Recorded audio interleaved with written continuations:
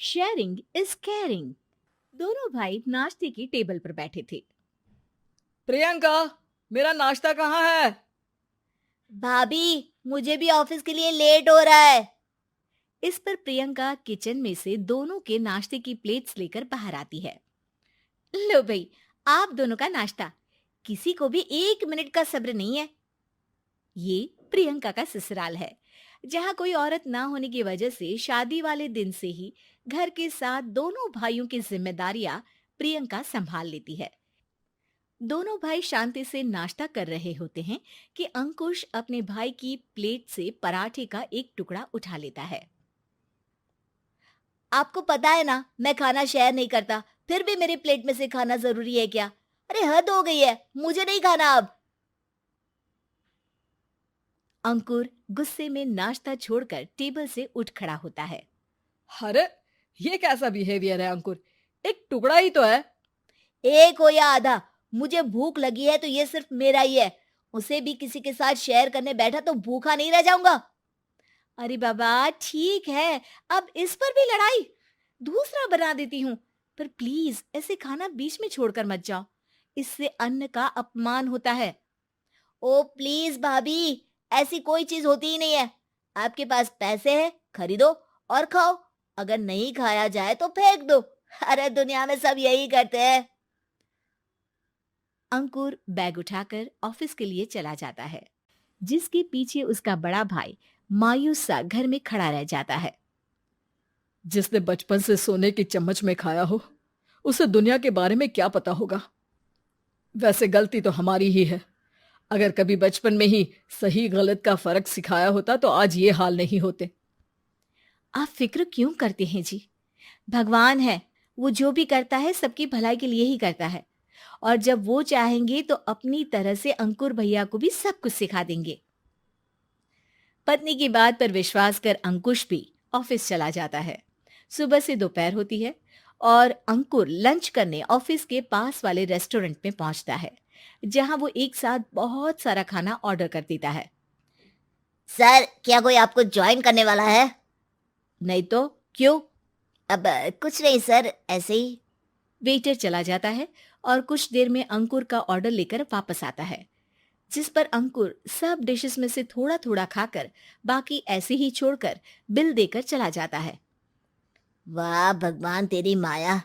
कहीं कोई एक एक टुकड़े के लिए तरसता रहता है और ये 5 लोगों का खाना ऑर्डर करके एक का भी पूरा नहीं खाते।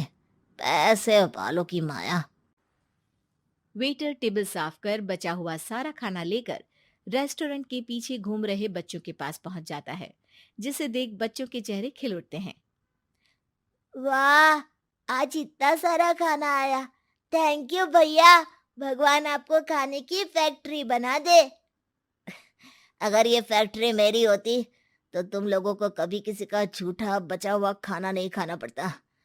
चलो तुम लोग खाओ, पर ध्यान रखो किसी को पता ना चले, नहीं तो मेरी नौकरी चली जाएगी।